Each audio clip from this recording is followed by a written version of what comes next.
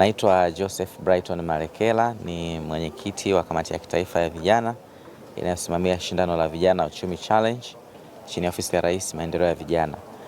Leo nimefika hapa kwenye career fair event hapa chuo kikuu cha Dar es Salaam nikizungumza na vijana wanafunzi wa chuo kikuu cha Dar es Salaam kuhusu shindano la vijana uchumi challenge ambao ni fursa iliyokuwepo hivi sasa kwa vijana wa Tanzania, ambapo shindano hili linakaribisha mawazo bunifu yanayotekelezeka na endelevu yanayoweza kusaidia nchi yetu kuweza kuwa himilivu kiuchumi licha ya changamoto mbalimbali za kimataifa zinazojitokeza ikiwemo vita, shindano ya kiuchumi, shindano ya kiteknolojia.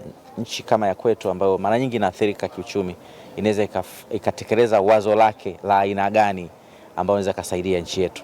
Shindano hili limefunguliwa wiki hii tarehe 13 mwezi Aprili na litafungwa tarehe 30 mwezi Aprili, na kijana yeyote wa Kitanzania anaweza kushiriki. Vigezo ni viwili, kijana lakini pia awe Mtanzania, na kuna zawadi nono imeandaliwa katika shindano hili. Mshindi wa kwanza anapata shilingi milioni 30, nimewambia vijana hii leo. Mshindi wa pili anapata milioni 15, mshindi wa tatu milioni 5, na washindi 10 bora wanapata fursa ya kupata mafunzo, kuunganisha na wadau mbalimbali ili kuwawezesha kutekeleza mawazo yao, lakini pia nchi itanufaika na haya mawazo ambayo vijana wanayatoa katika kuhakikisha kwamba nchi yetu inakuwa stahimilivu kiuchumi.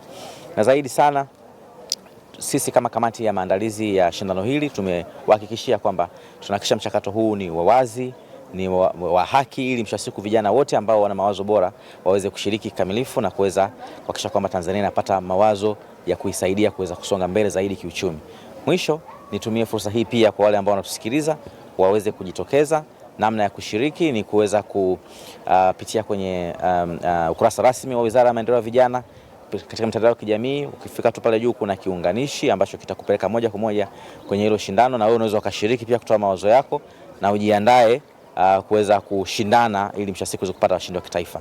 Nashukuru sana.